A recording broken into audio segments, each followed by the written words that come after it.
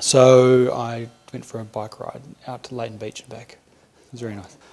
Otherwise, all I do is eat and sit in front of my computer. Yeah. If it keeps going, I'll get the camera. Yeah, I think they're right. It's hard to know. We're having a really interesting crackdown at the moment. We've been working with the police on this, where it's just trying to make it very clear that certain kinds of behaviour are no longer acceptable. Yeah. They haven't solved it. Hey? Haven't solved it. No, you don't solve it. This is you never solve it. I mean, it's always been part of Fremantle.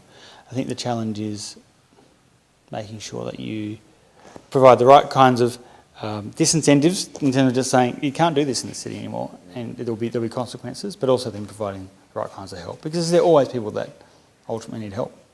It's normally alcohol, drugs, or homelessness, or a combination of those, or mental illness. So anyway, so it's been it's been a very interesting process. Yeah. Well, the East End should be signed off tomorrow. It's got one last hurdle to get over, and that's the minister's sign-off on the final. So it's been sitting with him for several months now, and so then the West Australian Planning Commission will recommend to the minister what he should sign off on.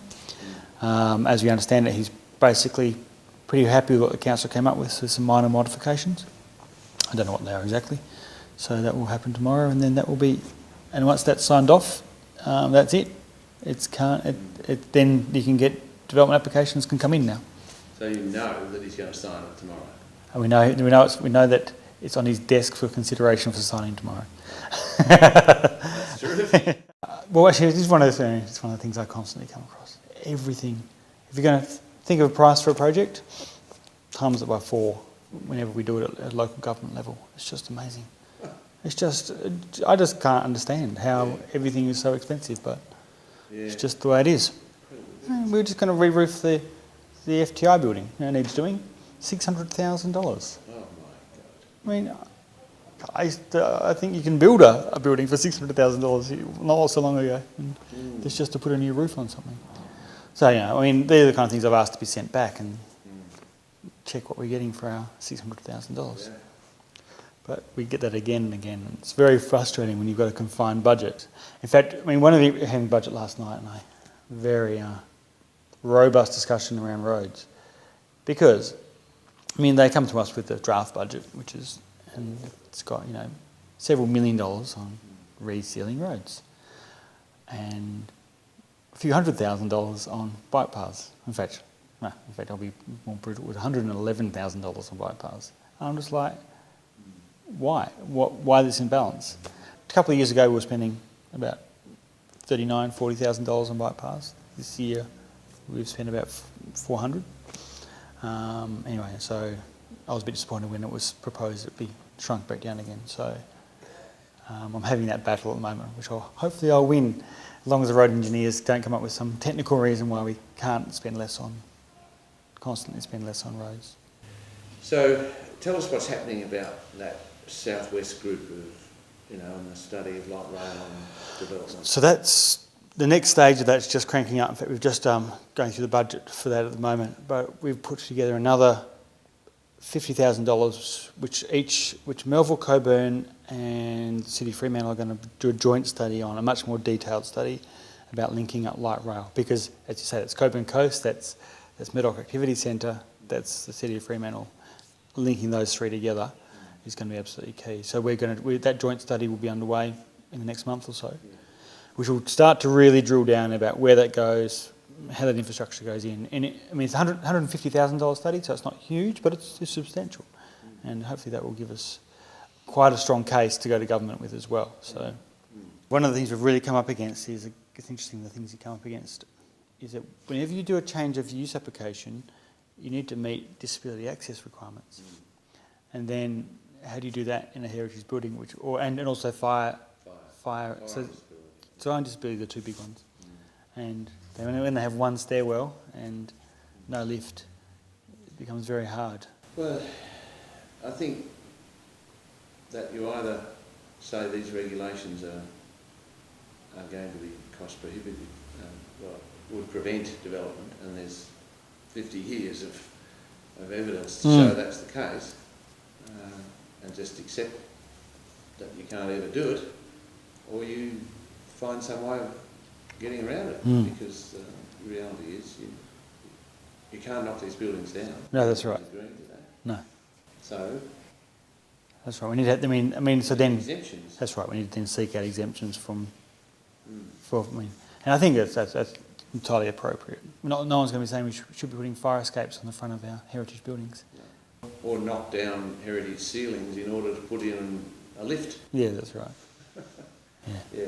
No, it's really worth having a go at this creatively, and I think just confronting a development-oriented government and saying, well, your regulations are stopping development. Are you accepting that, or is this, we will renovate these in the greenest possible way.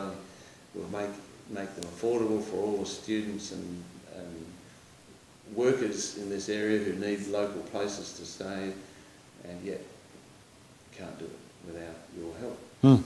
Well, Fremantle's so lucky because it's got so many great talented people, and it's about bringing them into the process and getting their ideas and it's much better than us trying to do it ourselves. And the reality is, I think we have far more talent in our community than we do within our, or simply within our organisation. So it's about actually really drawing on that.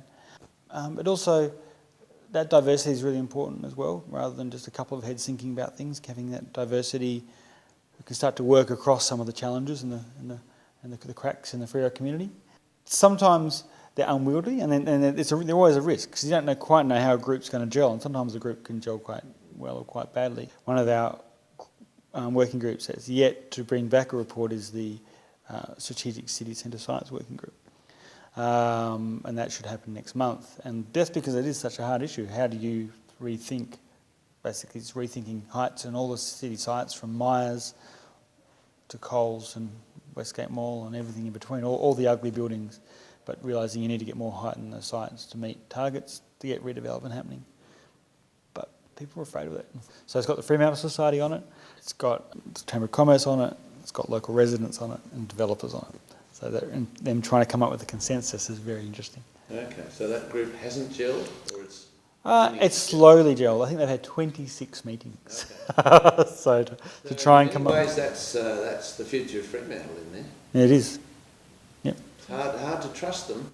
They don't come up with anything. Well, that's right. And we're kind of saying, come on, we need you to do this. The agenda is expanding, and as well as completing other projects, it's also expanding, it's getting a bigger sense. So, in a way, City Central, Knutsford Street, East End are all part of this green redevelopment. And Knutsford Street is taking shape. It was good at fact. After being inspired by Alan Jones, I went and saw Adrian Finney, who was basically won the consortium with with Giorgio Group. So when I saw him, to try and pitch to him this idea that we do something much more ambitious. Yeah. And he was really excited by it, actually. Yeah, good. So we're going to go and speak to Land Corps about it this week and just try and ramp it up, because the reality is that otherwise I'll end up with something that's okay, but it won't be a world-class sustainable development.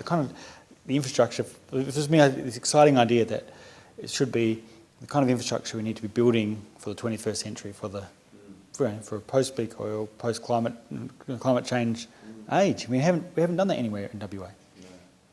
No. Dave and I are really good friends from way back, so it's good fun having him on council. Oh, he's having a long one? So why are you serving coffee this morning? Because I love coffee. How else do you get people together? How's this friend? But everyone wants to know, we all talk about why this place isn't activated, and it's not activated because none of us come here and do anything here. Yeah. So why not come and have a picnic and have a coffee here? Fairy bread. Oh, I might have one myself now and go and take a ping pong.